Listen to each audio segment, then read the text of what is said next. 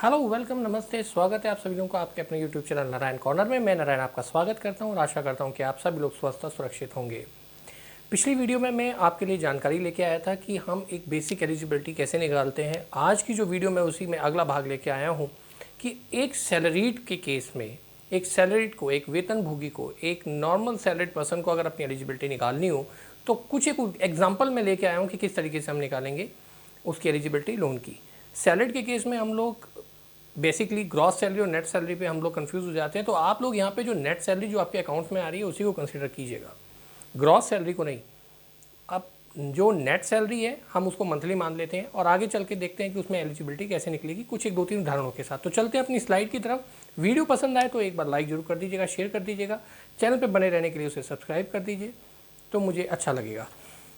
खैर, तो अब हम चलते सीधे अपनी स्लाइड की तरफ और जानते हैं कि एक सैलरी को किस तरीके से अपनी एलिजिबिलिटी निकालनी होती है।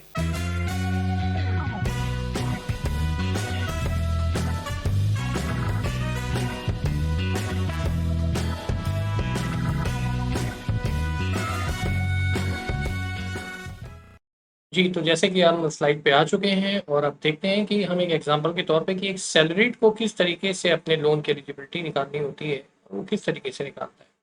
तो इसको हम समझेंगे एक एग्जांपल के तौर पे। एग्जांपल के तौर पे हम लोग यहाँ पे कुछ एक फिगर्स हाइपोथेटिकली एग्जामिन करेंगे। जैसे कि अ, एक सैलरीड के केस में सपोज कीजिए कि जैसा कि मैंने यहाँ पे दिखाया हुआ भी है कि एक व्यक्ति जिसकी सैलरी तकरीबन 58,234 रुपये नेट है। अब यहाँ पे नेट का मतलब ये हो गया कि जो उसके अकाउंट में आती है, नॉट जो ग्रॉस है।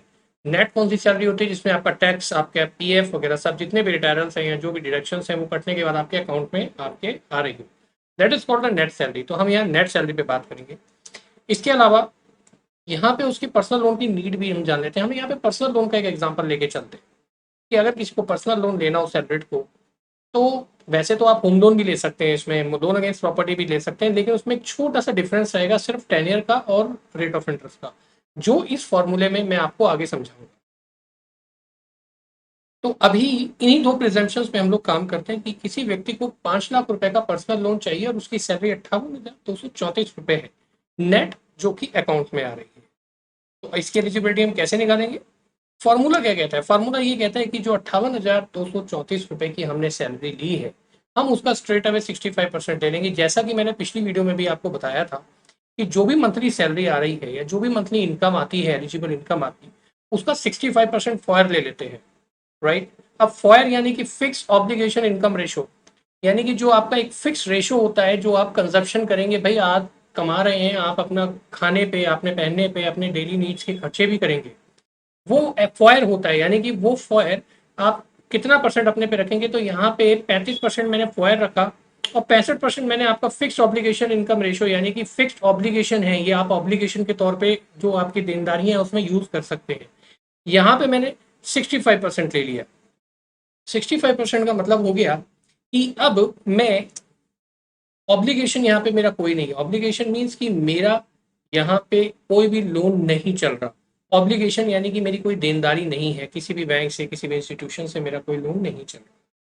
इसके बाद पर लैक ईएमआई। अब यहाँ पे मैंने कुछ प्रिजम्पशंस लिए कि अगर कोई पर्सनल लोन लेता है तो पर्सनल लोन लेने के लिए 15% का रेट मैंने एक ओमनीफाइड रेट रख दिया कि 15% का रेट रहेगा।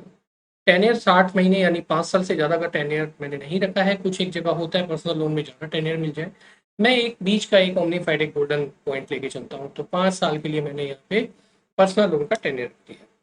अब 15% और 5 साल, ये दो चीज़ें मेरे पास कंफर्म हो गई। अब मैंने जैसा कि आपको बताया था कि पर लैख की ईएमआई निकालनी है, यानी 1 लाख पे 15% और 60 महीने के लिए, माफ कीजिएगा, कितनी 1 लाख पे ईएमआई आएगी, तो वो है 2379। जैसा कि यहाँ पे आप देख रहे हैं 2379, 1 लाख पे 15% पे और 60 महीने के लिए ईएमआई आती है। तो जो 65% था 37,852 रुपए 52 37852, जो आपकी नेट सैलरी का 65% होता है। ऑब्लिगेशन मेरा कोई है नहीं।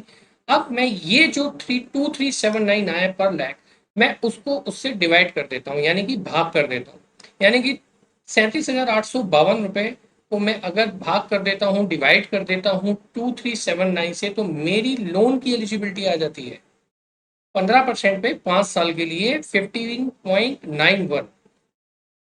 देखिए, यहाँ पे कोई बैंक लेंडर्स अपने आप को स्क्रूटनाइज करके चलता है या वो आपको गलत एलिजिबिलिटी बताता है, 15 लाख रुपए या 16 लाख रुपए की एलिजिबिलिटी बन रही है। कई बार बैंकर्स या कोई भी लेंडर या कोई भी इंस्टीट्यूशन आपको कहता है कि नहीं, 15 लाख नहीं देना है, इसको बताओ कि भाई आपकी एलिजिबिलिटी 10 लाख बन रही है। लेकिन आपको पता होना चाहिए, आप ये फॉर्मूला उससे शेयर कर सकते हैं, आप बता सकते हैं भाई से कितने परसेंट आपने फॉर लिया है और मेरा ऑब्लिगेशन कोई है नहीं, इस हिसाब से तो मेरी पर लैख की EMI मेरी 2379 है 1 लाख पे, तो इस हिसाब से तो मैं 15 लाख रुपए की लोन ले सकता हूँ क्योंकि मैं 37,852 रुपए की EMI देने के लिए कैपेबल हूँ। तो यहाँ पे आप उन चीज़ों का बता सकते हैं। अब अगर मैं इसको एग्जैक्ट फिगर में निकालूं तो देखिए यहाँ पे 2379 1 लाख रुपए पे है। मैं अगर इसको दोबारा से 15.91 15.91 को अगर मैं 1 लाख से गुणा कर देता हूँ तो मेरी एग्जैक्ट मेरी लोन अमाउंट की रकम आ जाएगी जो कि 15,91,092 रुपए है। ये एक्चुअल में आपकी लोन की एलिजिबिलिटी है ना। मजेदार, इतना सिंपल है। लेकिन अगर आप होम लोन ले रहे हैं या आप कोई लोन अगेंस्ट प्रॉपर्टी ले रहे हैं या कोई भी लोन ले रहे हैं, यहाँ पे फर्क सिर्फ कितना आएगा, आपका लोन का रेट ऑफ इंटरेस्ट और जो आपका टेन्योर है। अब अगर आप होम लोन ले रहे हैं तो 7% या 6.75 का रेट ले लीजिए और आप 15 साल के लिए लेते हैं तो 180 महीने कर लीजिए। तो आपकी पर लाख की EMI उस हिसाब से आप कैलकुलेट करके यहाँ पे अपना फैक्टर कर सकते हैं। ये वो फॉर्मूला है जो मैंने आपको एक एग्जांपल के तौर पे बताया। आशा करता हूँ कि ये आपके समझ में आया होगा। एक बार दोबारा से इसको आप कर सकते हैं। आपकी जो भी सैलरी उसका 65% निकाल लीजिए। वो कुछ अगर आपकी सैलरी बढ़ती जाएगी तो ये 75% तक भी चला जाता है और अगर आपकी सैलरी 50,000 से कम है, 30,000 से कम है तो ये 50% पे भी आ जाता है। तो ये कुछ फॉर्मूलेज हैं, कुछ एक ब्रैकेट्स हैं जो आपको हो सकता है आपके बैंकर से पूछ लीजिए कि वो चेंज हो सकता है। हालांकि 5% का डेविएशन यानी कि अप्रूवल यानी कि आपको उसकी रिबेट मिल सकती है। अगर आपकी एलिजिबिलिटी 50% पे काउंट हो रही है फॉयर में तो आप बैंकर से रिक्वेस्ट करके उसको 55% पे करवा सकते हैं। ये आराम से हो जाता है। ये उस बैंकर्स के ऊपर भी है, उस लैंडर्स के ऊपर है, उस इंस्टीट्यूशन के ऊपर है कि वो आपको इतनी लीवरेज देता है नहीं देता, ये डिफरेंस कर सकता है। ये मेरा सुझाव है, ये पॉलिसी नहीं है। तो ये आपकी लोन की एलिजिबिलिटी का तरीका है। आशा करता हूँ कि ये जानकारी आपको ज्ञानवर्धक लगी होगी, अच्छी लगी होगी। तो प्लीज़ अगर अगर अच्छी लगी है, आपको ज्ञानवर्धक लगी है तो वीडियो को लाइक कर दीजिए, शेयर कर दीजिए। चैनल पे बने रहने के लिए चैनल को सब्सक्राइब कर दीजिए। और अगली वीडियो में मैं एक और एग्जाम्पल के तौर पे आपको एक एलिजिबिलिटी निकाल के दिखाऊंगा। तब तक के लिए सुरक्षित रहिए, स्वस्थ रहिए। जय हिंद।